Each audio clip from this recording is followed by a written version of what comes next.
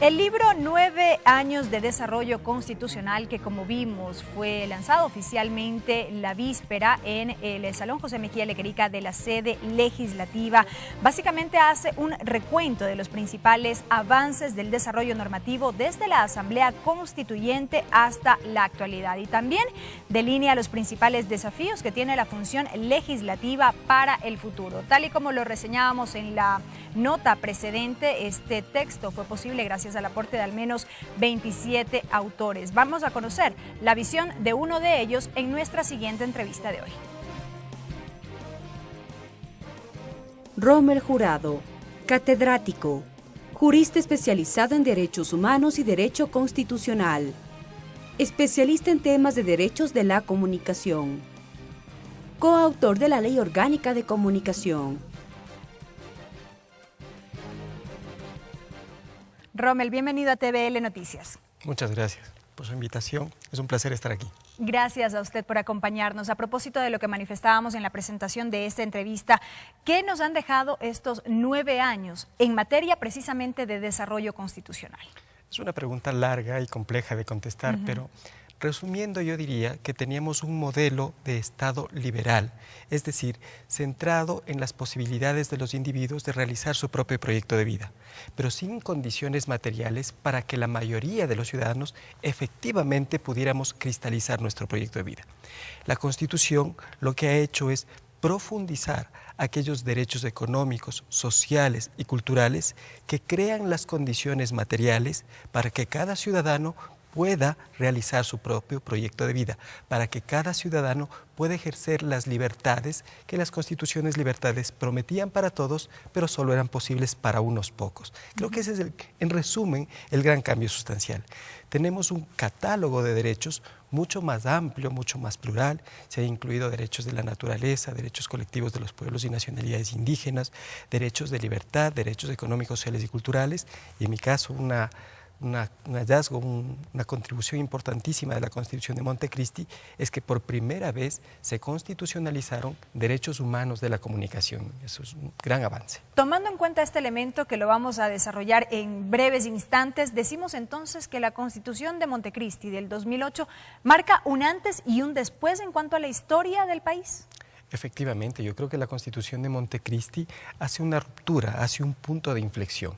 Teníamos un Estado liberal inaugurado a principios del siglo pasado, que ha tenido un desarrollo, pero la Constitución de Montecristi dice: este Estado liberal, este Estado de Derecho liberal, va a ser profundizado con un catálogo de derechos que no solamente hablan de las libertades, sino que crean las condiciones para que todos puedan ejercer las libertades. Es un salto cualitativo enorme. Ahora, ese salto cualitativo no es fácil de implementar. Se han requerido al menos 190 leyes desde la aprobación de la Constitución. Es crear un ordenamiento jurídico que responda a esa gran matriz que ilumina la nueva creación del orden y del derecho en el país. En efecto, usted ha mencionado, no es fácil de implementar todo este catálogo de derechos. Y ahí yo le quería consultar, si bien se estableció aquello en la Carta Política del 2008, ¿cuánto efectivamente se ha garantizado desde su plena vigencia hasta la fecha? Aunque puede resultar muy general la pregunta, ¿no? Sí, yo lo que diría es que en términos legislativos estas 190 leyes han tomado una gran parte de ellas para transformar la estructura misma del Estado, para profundizar la transformación de una matriz productiva y también para, yo diría, profundizar la participación de los ciudadanos en los asuntos públicos, en los asuntos de interés general. Hay una nueva ingeniería institucional que aumenta 2 poderes, poder electoral y el poder de participación ciudadana y control social, sumados a los 3 poderes tradicionales. Se propone una nueva matriz, un nuevo modelo productivo, se propone una participación de los ciudadanos más arraigada y se propone unos derechos que deben ser conocidos y defendidos. Implementar legislativamente esto ya es complejo, porque significa desarrollar para cada derecho constitucionalizado una normativa y una institucionalidad que lo proteja, pero además pasar de las normas y de la institucionalidad al terreno de la aplicación cotidiana de los derechos implica una gran inversión de recursos públicos, implica una enorme gestión y una enorme planificación pública. Hacer esto en 9 años, desde mi perspectiva, ha sido una obra muy grande, muy potente. Se verá en lo histórico. Cuando tomemos un poco de distancia histórica, podemos saber cómo esta década ha aportado en el cambio y el mejoramiento del país y cómo ha significado un punto de inflexión en nuestra historia nacional. Pero estamos en ese proceso.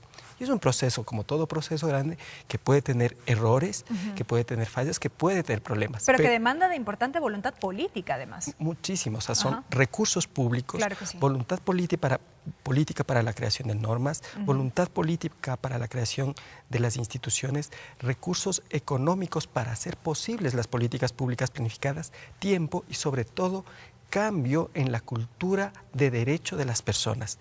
Las personas tienen que interiorizar sus derechos, tienen que interiorizar también sus obligaciones y en función de eso transformar al país. Evidentemente, estos derechos que antes no eran visibilizados, por así decirlo. Hablemos de lo que tiene que ver con los derechos de la comunicación, sobre lo cual usted maneja y tiene una experticia al respecto y sobre lo cual también plasmó su visión en este texto. Mire, la Constitución del Ecuador es la primera constitución de América Latina que asume el desafío de crear derechos de la comunicación o de constitucionalizar derechos de la comunicación. Ahí hay un gran salto cualitativo. Después, establece la obligatoriedad para la Asamblea Nacional de desarrollar una ley orgánica de comunicación que desarrolle estos derechos y permita que los ciudadanos disfruten de ellos cotidianamente. Cuando este desarrollo a partir de la Constitución se produce, se crean tres grandes hitos. La primera es que por primera vez todos los actores públicos, privados, comunitarios, ciudadanos en definitiva, tienen claridad sobre el alcance de sus derechos y sobre el alcance de sus obligaciones en materia de comunicación. Es trazar, es definir la cancha para saber qué puede hacer cada uno de ellos. Otro gran avance, sin duda, es que tenemos una institucionalidad, el Cordicom por una parte, la Supercom por otra parte, con competencias diferentes, pero ambas encargadas de que los derechos de la comunicación sean cotidianamente posibles para los ciudadanos. Cordicom se encarga de desarrollar la normativa secundaria, los reglamentos para la aplicación de la ley. Y por otro lado, también Cordicom hace política pública para que los derechos de la comunicación puedan ser ejercidos por los ciudadanos. ¿Qué hace la Supercom? Protege los derechos de la comunicación de los ciudadanos de cualquier posible violación que se cometa a través de los medios. Rommel, si bien se ha ponderado la expedición de una norma como es en este caso la Ley de Comunicación, esta no ha estado exenta de las críticas, de las observaciones y no solamente de actores políticos ya aquí en lo local, en lo nacional, por así decirlo, sino también de instancias internacionales. Lo más reciente que tenemos, por ejemplo, es este informe emitido por el Comité de Derechos Humanos de las Naciones Unidas, que al referirse al tema de la libertad de expresión en el país ha aterrizado en cierta medida en lo que tiene que ver con la vigencia de la Ley de Comunicación, cómo ha sido implementada esta normativa y al respecto también una suerte de recomendaciones a fin de lograr una eventual reforma a esta norma. Miren, lo primero que hay que decir es que tanto la filosofía política de los tratados internacionales en materia de derechos humanos, y en este caso en el Comité, está inspirada también en esa tradición liberal que habitó mucho el siglo XIX y el siglo XX. Es difícil para estos organismos modificar esta visión, es una visión estructuralmente constituida. Pero la idea es que no solamente hay libertades inmersas en los derechos relacionados con la comunicación, también hay un conjunto de condiciones políticas, económicas, sociales, que por ejemplo están relacionadas con la redistribución de las frecuencias, que por ejemplo están relacionadas con el acceso de las personas a los medios de comunicación y que están relacionadas también con la regulación de la economía de la comunicación, que este comité todavía no tiene en perspectiva. Más allá de eso, yo creo que hay una permanente distorsión de algunos actores políticos de los alcances de la Ley de Comunicación. Y lastimosamente, esta altisonancia de las quejas presentadas por estos actores políticos tiene oídos, también políticos en el extranjero, que se hacen eco en estos espacios. Pero yo lo que digo es, si me dicen cuál es la disposición de la Ley de Comunicación que merece ser reformada, podríamos debatir si vale o no la pena ser reformada, porque no creo que ninguna legislación pueda permanecer indemne en el tiempo, toda puede ser perfectible. Por ejemplo, allí se hacen observaciones de lo que tiene que ver puntualmente con el linchamiento mediático, con esta figura. ¿Qué decir allí? Perfecto, mire, explicar primero lo que es el linchamiento mediático. ¿Cómo no? Cuando un medio de comunicación o los miembros de un medio de comunicación se acuerdan de forma ilegítima que van a usar el medio de comunicación para perjudicar a una tercera persona, ese pacto tiene una finalidad legítima. Ese pacto es ilegítimo en sí mismo porque los medios de comunicación no tienen por finalidad perjudicar a nadie. El linchamiento mediático prevé esta posibilidad, protege a los ciudadanos de esta posibilidad. Si los medios de comunicación han sido usados por personas de manera concertada para perjudicar a alguien, esta actuación debe ser sancionada. Ese es el linchamiento mediático. Es una figura que ha tenido otras variables, por ejemplo en Inglaterra o en España, donde se habla del acoso mediático o del asesinato de imagen en Chile. Nuestra tipificación del llamado linchamiento mediático tiene unas características propias, pero en general las tres figuras, linchamiento mediático, asesinamiento de imagen o la otra que le cité en España, tienen el mismo sentido, proteger a los ciudadanos del uso ilegítimo de los medios para perjudicar a una tercera persona de manera concertada, pactada, deliberada. Rommel, usted es uno de los coautores de la Ley Orgánica de la Comunicación. ¿Cabe de pronto alguna reflexión o alguna, no sé si cabe el término autocrítica respecto del contenido de la norma que amerita en este caso una suerte de reforma, o la ley como tal está perfecta y no amerita ser reformada? No, claro, mire, la ley de comunicación por supuesto que tiene que ser perfeccionada, como toda legislación. Por ejemplo, ¿en qué temas? Vamos a ver. El uso de la imagen de los niños y niñas y adolescentes relacionadas con la comisión de un delito fue regulada en el reglamento, pero tiene que ser regulada en la ley, porque los niños, niñas y adolescentes tienen una protección especial. Dadas las circunstancias que atraviesa el país, habría que repensar si se continúa manteniendo la prohibición de inversión extranjera en medios nacionales y si se acepta algún grado de inversión extranjera, qué condiciones, por ejemplo, para limitar que la inversión venga de empresas o ciudadanos que tienen cuentas o empresas en paraísos fiscales. También hay que trabajar mucho el tema de la publicidad. Si tuviéramos regulada la publicidad estatal, podríamos garantizar la sostenibilidad de los medios públicos y de los medios comunitarios, dándoles una cuota de la publicidad estatal. Habría que vigilar de mejor manera la distribución de la publicidad privada, que en un 10% tendría que ir a los medios más pequeños, a los medios de provincia. Eso no se ha hecho todavía. Y hay otros aspectos de proporcionalidad entre el valor que protege la ley y la sanción que se impone cuando ese valor es violentado, que deben ser mejorados, es decir, mejorar la dosimetría y la proporcionalidad en las sanciones. Y eventualmente hay cosas que han sido una alta exigencia que podrían modularse. Contenidos culturales e interculturales parecía ser una exigencia inalcanzable, pero ahora hay unos mecanismos de producción colectiva que permiten llegar al 5% en los medios grandes. Habría que revisar si eso es posible para los medios pequeños.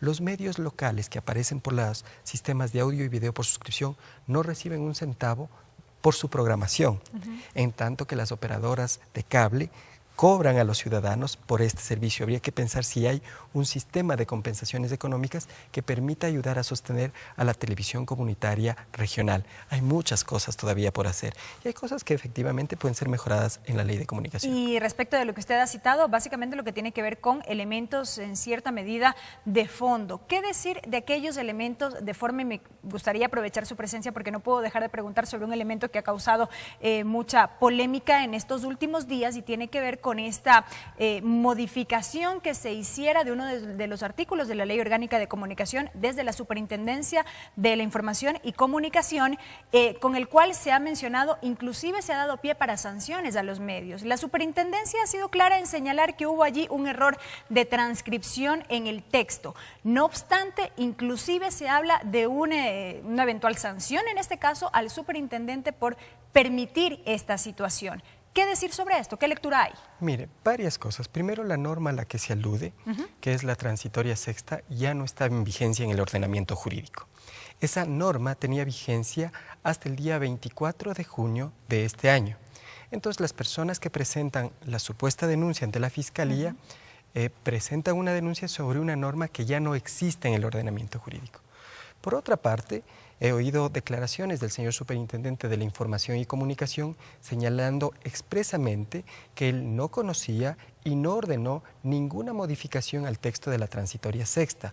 Si ésta se produjo, puede haber sido en un error de transcripción o en un error de imprenta y que se haya investigando para, de ser el caso, sancionar administrativamente al responsable. Nos referimos puntualmente a esta impresión de documentos de bolsillo, como se les llama, puntualmente en lo que tiene que ver con la ley de comunicación. Son copias del texto de la ley. Así es. Usted sabe que la única fuente oficial para establecer la veracidad o no veracidad de una ley es el registro oficial. Lo que se ordenó es imprimir unas copias de ese documento. Y efectivamente parece que hay una falla, un error de imprenta o de transcripción, no sé, así lo ha dicho el señor superintendente, que se está investigando.